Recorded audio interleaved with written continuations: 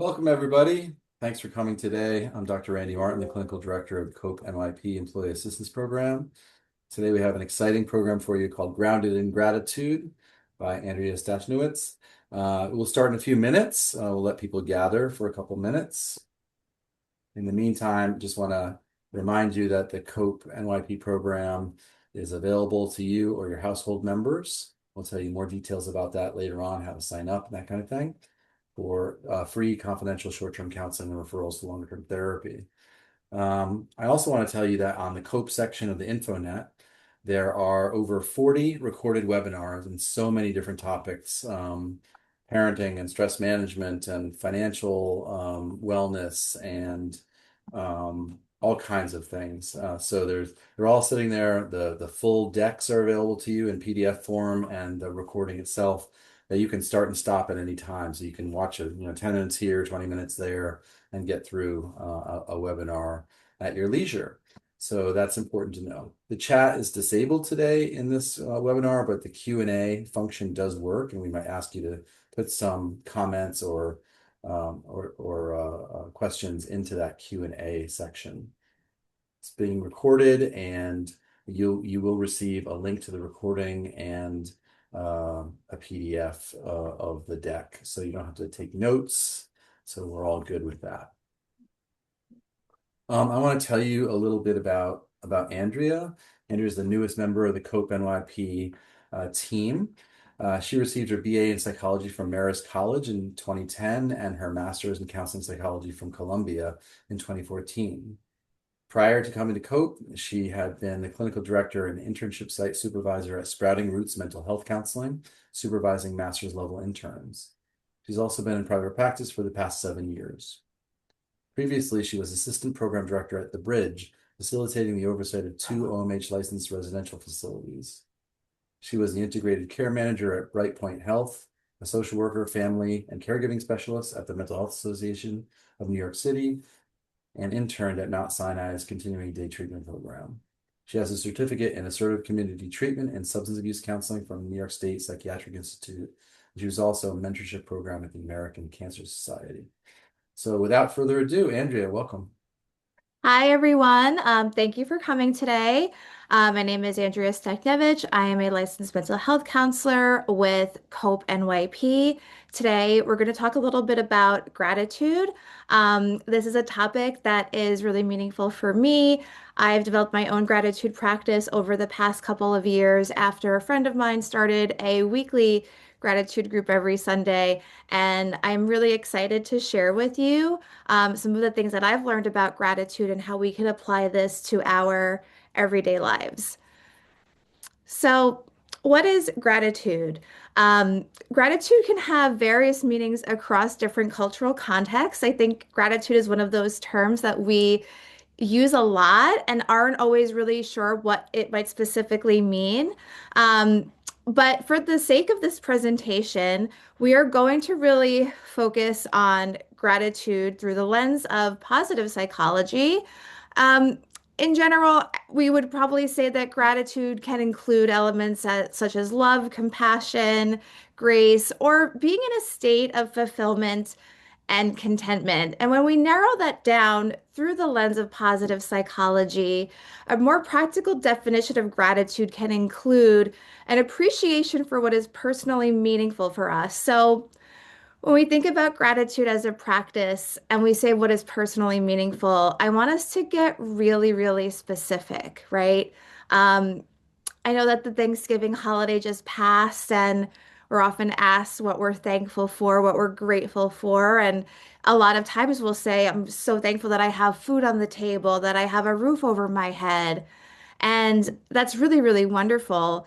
And in a gratitude practice, we want to make that more specific to us. So when we say what's personally meaningful, for example, we can say, I'm so thankful that I have a roof over my head because I had a really unstable housing situation. I had really difficult roommates, and now I have a place to myself, and it feels safe and it feels cozy, and I can really be myself here, and I'm not worried about where I'm going to end up. So that's sort of one example of making gratitude meaningful for us and being specific. Also, gratitude as a practice via positive psychology can look like just cultivating this general state of appreciation, and really tuning into how the world around us, the beauty in the world around us, impacts us, and how the people in our lives impact us in a positive way. So, gratitude is a subset of positive psychology, and positive psychology is a subset of general psychology. And there's so much more information about positive psychology as a whole. But for the sake of today's webinar, we're really going to focus on the basics and how gratitude has emerged from positive psychology as a practice. So, again, very, very broad definition, but positive psychology focuses on human flourishing. Positive psychology really asks us to think about what allows us to thrive in life and how we can cultivate joy and meaningful experiences. So, satisfaction, contentment, what helps people thrive as opposed to what goes wrong. We see little kids playing in the snow in the picture, and that's sort of like one of the aspects of joy and how we can create happiness for ourselves as opposed to focusing on fixing the bad or addressing the bad. We sort of shift that to thinking about the good and how we can create more of that. Positive psychology also dictates tapping into our inner strengths and fostering meaningful connections with others and the world around us. Positive psychology says the more we experience feelings of connection and belonging, the more joy and overall meaning we will cultivate in our lives. And that being overall beneficial to our well-being. Positive psychology treats gratitude not just as an emotion, but as a trait, as a practice, and as a cognitive orientation, meaning something that we are shifting our attention to intentionally. We are focusing on gratitude and we are making sure that we can integrate it actively into our lives. Again, this is by no means an extensive definition of positive psychology. There's so much more research, but we are sort of really narrowing this down and looking at the basics for the sake of how positive psychology relates to gratitude and where the a gratitude practice has emerged from. So I think this is pretty important to mention the three pillars of positive psychology, because they relate to how we can frame our gratitude practice and what can come up for us in terms of how we can experience gratitude in our everyday lives. So, positive emotions is one of the pillars. This includes cultivating experiences of joy, gratitude, hope, and wonder. And when I think about this pillar of positive emotions, I think about inner child activities and what are things that we enjoyed when we were children? How do we feed our inner child? And for some of us, that's like just going for a walk, being in the sun, playing board games, or even, maybe playing some video games, going to an amusement park. But these could also be really, really basic. Maybe it's enjoying an ice cream cone on a hot summer day, and that cultivates this joyful experience. Sort of in line with that is savoring pleasure. This delves a little bit more into mindfulness, which we will discuss further in the next slide. But savoring pleasure can look like enjoying your favorite meal, focusing on how it tastes, and really taking in that moment, or enjoying a cup of coffee or tea every morning and really taking the time to sit with that, think about how it tastes, thinking about how it makes you feel. The second pillar is flow state and engagement. I like to call flow state a sort of meditative state. This is where you are completely immersed in the current moment and you're just attending to what is happening right then and there. So, a flow state or a meditative state can be cultivated and is most often cultivated through either creative pursuits or sports. So, for example, doing a watercolor painting or even one of those adult mandala coloring books that can create this flow state where we are in the moment. We're thinking about what we're doing. We're not focusing on other things. We're not Googling what's the weather going to be tomorrow. We are in the moment and enjoying what we're doing. This is also something that can really be cultivated through sports and physical activity. I know I enjoy hiking, and sometimes hiking can be quite technical. You have to watch your footing, you have to pay attention to where you're going, or you might get hurt or get lost on the trail. And so, um, sports such as hiking, running, cycling, they can create these flow states because we are fully attuned and immersed in what we're doing. And when something is sort of more technical, we need to be for our own safety and well-being. So these are just ways that we can create those flow states. And oftentimes, being in a flow state or meditative state can naturally lead to feelings of gratitude and appreciation because we're in the present moment. The last pillar is meaning and purpose. So, this includes a sense of coherence and direction, connecting to something larger than ourselves. And meaning and purpose can often be found through community. And really, this is about having a sense of belonging, having a sense of being grounded in community. Again, something larger than yourself.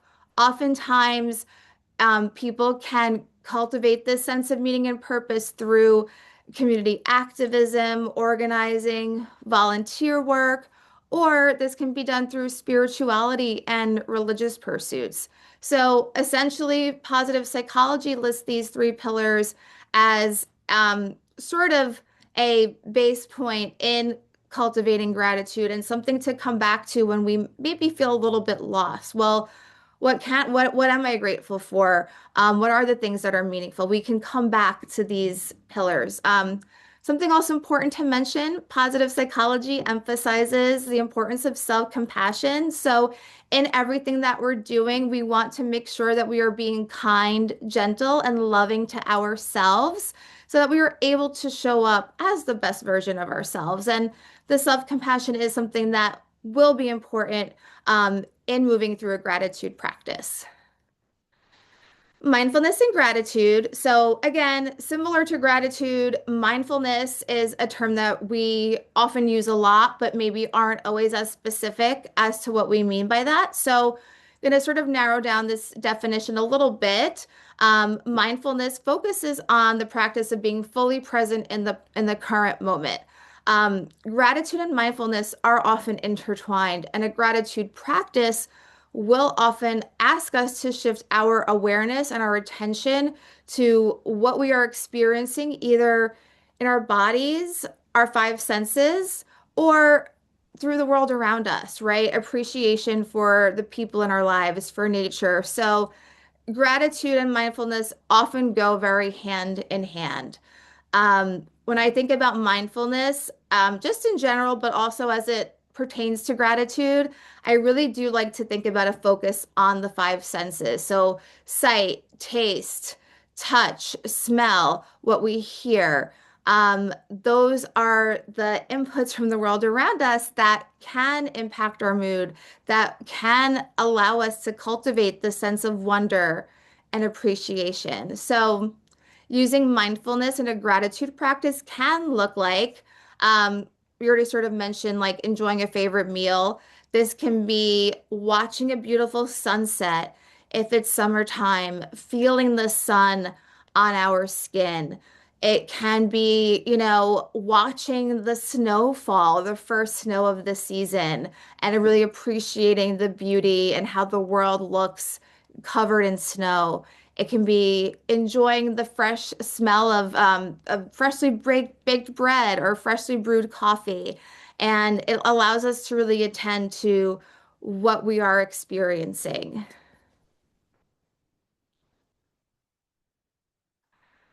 So, some of the benefits of gratitude. So, this is going to get a little bit technical.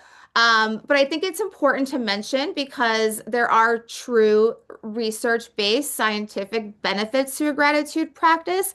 This isn't just something that, we're pulling out of nowhere and we think, oh, it just sounds good. No, there's real evidence-based research that backs up a gratitude practice. So some of the neurological benefits, I actually find this to be very, very interesting.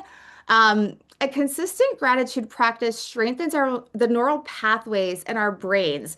So our brains have something called neuroplasticity.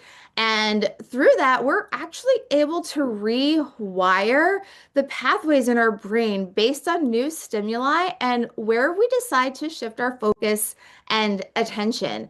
So when we start a gratitude practice, we are training our brains to be more attuned and more perceptive to the positive things that are happening around us. And over time, that creates new neural pathways associated with gratitude and positivity. And those neural pathways become strengthened the more we use them.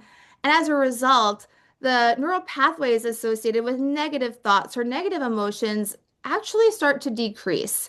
Um, a consistent gratitude practice has also shown to increase serotonin and dopamine. So these are the neurotransmitters that are associated with the feel good emotions. Like when we think about a runner's high or like sitting out in the sun for the day, these are the neurotransmitters that are activated. They're also activated through a gratitude practice. Research has also shown that a gratitude practice lowers stress hormones such as cortisol, and it increases our ability to fully engage in relaxation, and that inherently allows better immune function. There's also additional research on some of these topics. This is sort of just the snapshot or the overview, but I do again think that it's important to mention how gratitude really does impact like our brains and our neurotransmitters. Some physical benefits of gratitude: improved sleep, increased engagement in health promoting activities. So, diet, exercise, being active, and fewer complaints about physical ailments. Now, gratitude doesn't necessarily mean that we're not experiencing physical ailments. It just means that we're better able to shift our focus away from those things and have more of a balance, and also are able to appreciate the positive things that are happening around us as well. Some more benefits of gratitude. As you can imagine, a consistent gratitude practice greatly benefits our mood. So we are more attuned to what is currently present and meaningful. We are inherently experiencing more positive emotions, and we disrupt any negative thought cycles, rumination whenever we engage in a gratitude practice. Naturally, this will result in higher levels of optimism and satisfaction. And again, this is really just shifting our focus. So, we could be having a bad day and then we, set aside time and engage in our gratitude practice. And maybe we'll continue to not be in the best mood for the rest of the day, but at least for those few minutes where we're doing the gratitude practice, we interrupt that cycle, we interrupt that negative cycle, and that does become meaningful over time. Um, when expressing gratitude, people are less likely to experience pessimism, unhappiness, anger, all these sorts of, negative experiences or negative emotional states. We experience less likely when we do engage in consistent gratitude. And so, I guess how I like to frame this is really shifting the focus from like, I have to do X to I get to do X. And that allows us to have selective attention. And that does increase our positive emotions and our mood, even if it's just for the moment that we're doing the activity. Some more benefits of gratitude: self-efficacy and resilience. So, gratitude allows us to have an increased sense of agency.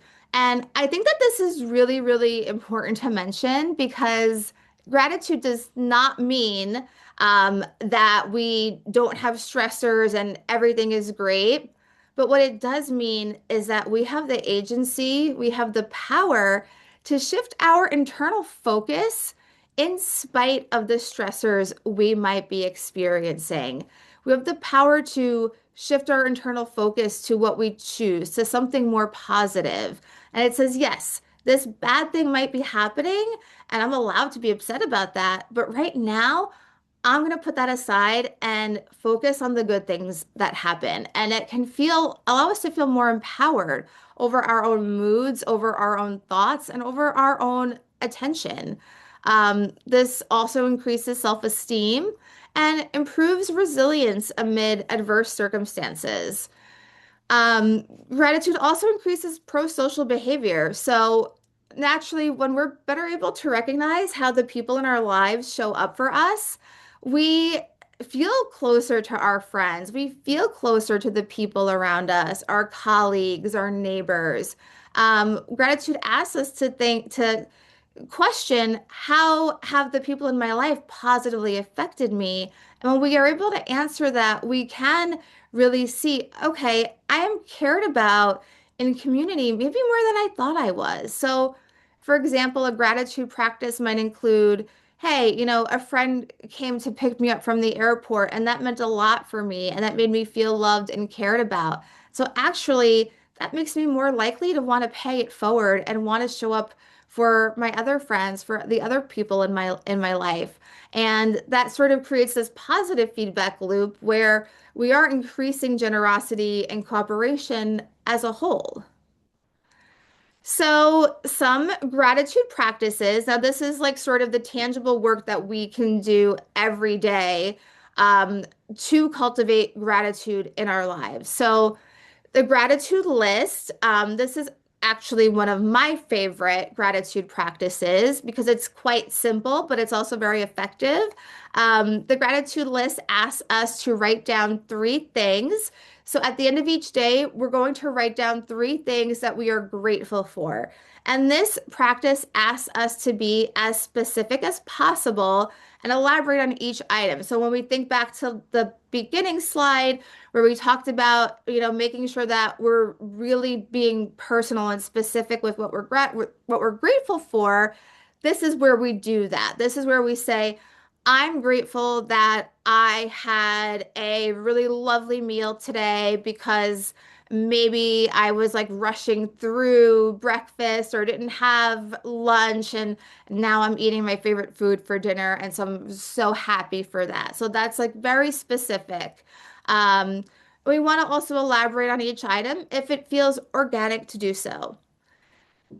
Gratitude journaling is another practice. So, gratitude journaling is sort of like the gratitude list, but we're going to take one thing and really elaborate on it. And there's a whole bunch of prompts, and those can be easily found online. And I believe there's some links at the end of the presentation that will also help you find some gratitude journaling prompts. But for example, who made you smile today and why?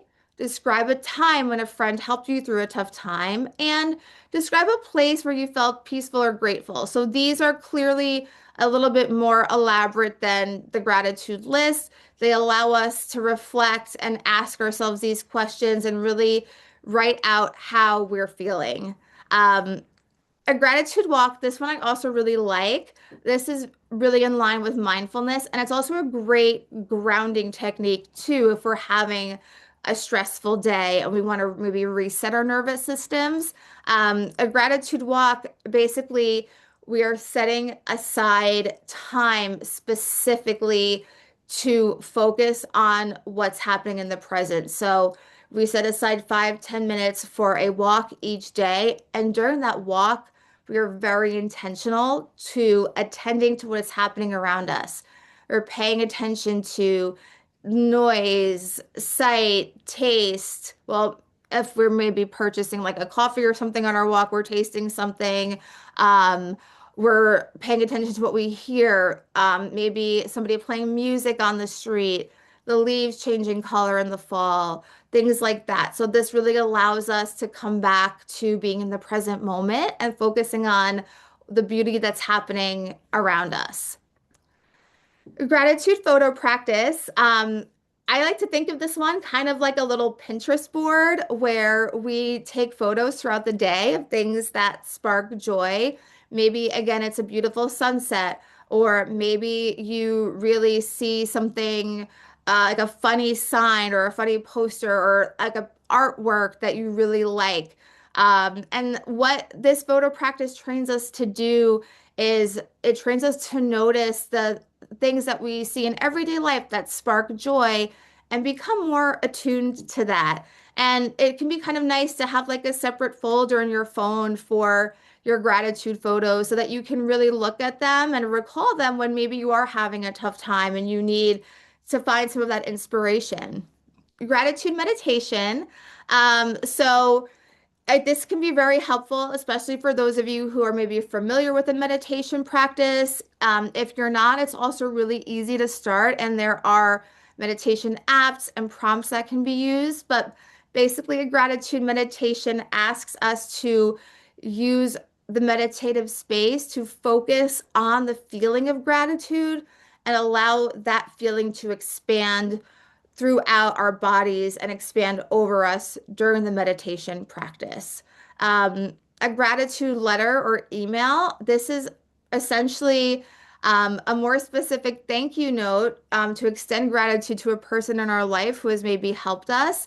And this is part of paying it forward. This is part of me expressing thanks to a friend and sending out that positive energy. And we want to be as specific as possible in our gratitude letter or email. And of course, for some of us, maybe we don't want to send it, or maybe we're not quite ready to send it right away, and that's okay too. We can send it if we want. And if we don't want, we don't have to. But it's a way for us to really think, how would I express to somebody instead of just saying, hey, thanks for helping me with that? It might be, hey, thank you so much for helping me with this. Like I really appreciated your company. I enjoyed spending time with you while I had to pack up to move, or I enjoyed having this meal with you. Our conversation was so great. I was laughing the whole time, and I really needed that. So it's not just, hey, thanks so much. I'm thankful for you showing up in this very specific way for me. Some common pitfalls of gratitude, and I think this is important to mention because there can be this misconception about gratitude that delves into what we might call toxic positivity and a pressure to suppress negative emotions in favor of being happy all the time, or a good vibes only situation, which is that's not what gratitude is supposed to be.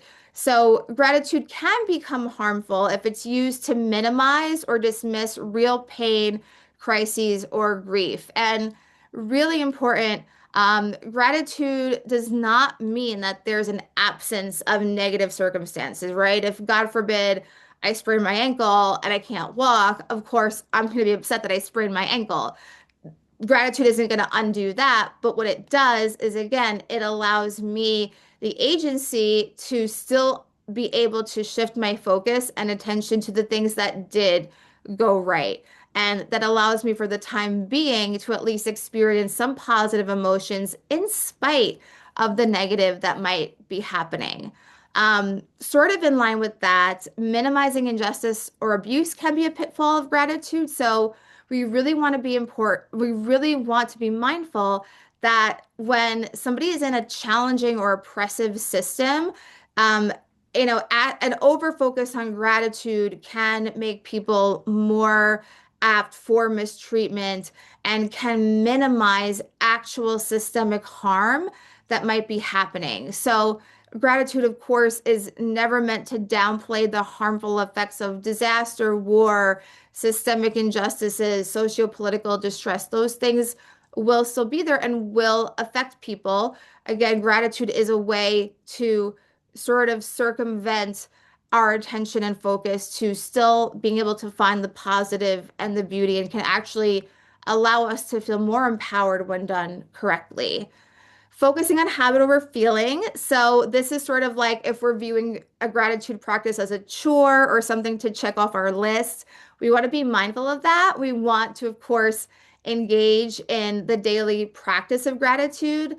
That is how we can implement this into our lives and experience the benefits. However, there's a fine line, right? If we're starting to feel like, oh, I have to do this list, or I have to do my gratitude journal. Oh no, I have to check it off. All right, did that. Then we run the risk of it feeling very rote or chore-like, and we might not be engaging in it in a way that is meaningful to us. And that's where guilt and resentment can arise. So we want to make sure that we are engaging in our gratitude practice organically. Some multicultural considerations. Gratitude has developed through positive psychology, and gratitude practices are often rooted in Western values. So, individualism, focus on personal mindset. And this is not inherently, right or wrong, just sort of the reality of the value system that most gratitude practices are focused in. So, we do want to be mindful of cultural considerations, especially for individuals who are from different cultural backgrounds, especially cultures where there's more of a focus on family, community, and the collective. Um, Certain practices, such as like the journaling, may not really resonate because that is very focused on the individual experience. And so, for some people, culturally, a gratitude practice might be more focused on how do I give back to the community? Maybe it's like cooking a meal for my family to enjoy, or maybe it's I'm going to volunteer today. And that's where the gratitude practice comes in, less about focus on how I'm feeling or what's coming up for me.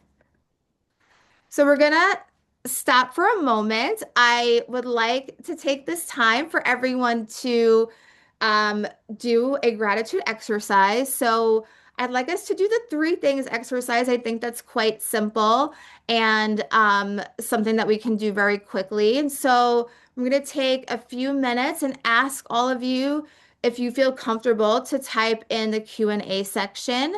What are the three things that you maybe feel gratitude for that happened over the past week? It doesn't have to be today, it doesn't have to be yesterday, it could be for the weekend, last week.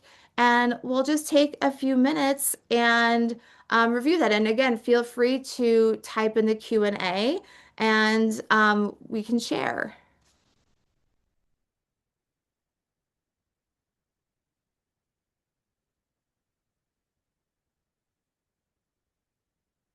Like, being a part of my friend's court wedding as a witness. That's great. That's so nice.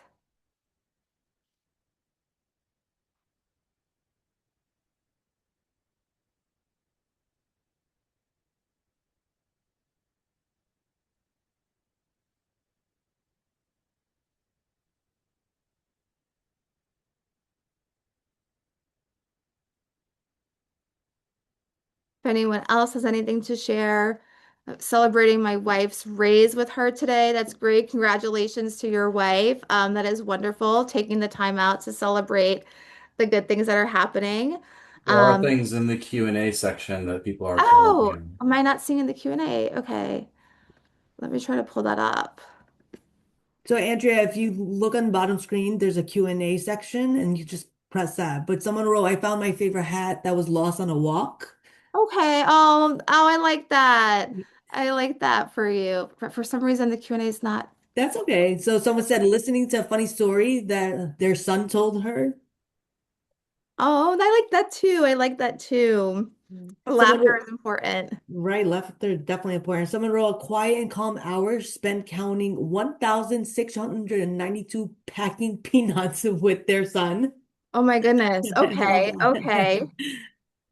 Wow, that's great. That's great. Thank you for sharing. Thank you for sharing. I think for me, there's a few things, but one of them is I got to see the first snowfall of this season over the weekend. I was up in Massachusetts, and it just brought me so much joy and reminded me of how beautiful the world is covered in snow. And it was like nice to take a moment to appreciate that. Um, Let me see if I can pull up the Q&A. Finishing touches on my living room have been ordered and arrived. That's nice. That's good too. I think it's really important that we create these like, cozy spaces for ourselves and yeah, enjoying that. I think that's all the comments for now. Okay. We can Well, move thank on. you. Thank you, everyone, for commenting and participating. And I hope that helped to sort of frame how to do this exercise. Again, it's quite simple. We can think of one thing, or ideally it's three things. But if we can think of one thing, that's great. That's a great start. Um, so as we wrap up, just to give you some background information. I am one of the senior EAP clinicians with COPE NYP. So we are a program and we offer a certain number of short-term therapy sessions to employees of NYP and Weill Cornell, as well as their family and household members. The best way to reach us would be to scan the QR code on your screen, and you'll be connected with one of our administrators who will walk you through the intake process. We also work with NYP well-being coaches and often make referrals to them as necessary. To feel free to scan any of their QR codes if you are interested in that benefit as well. And finally, here is a QR code for this presentation. Feel free to scan, review, and references. And thank you everyone for attending. I hope that you've had found this really helpful and it's something that you can incorporate moving into the holiday season. Thanks, Andrea. And can you go back to the QR code page so people Sure. can have a chance to do that? We Which, not that one, the QR code. There you sure. go. So we really rely on your feedback for these webinars. So let us know how today was and also ideas for future topics for our program to offer to you. So we thank you so much. Thank you, Andrea, for this great review of gratitude. Really positive stuff here that everyone can use. So thank you, everybody. You will receive a copy of the deck and also the recording link. So we're all good. Thank you so much.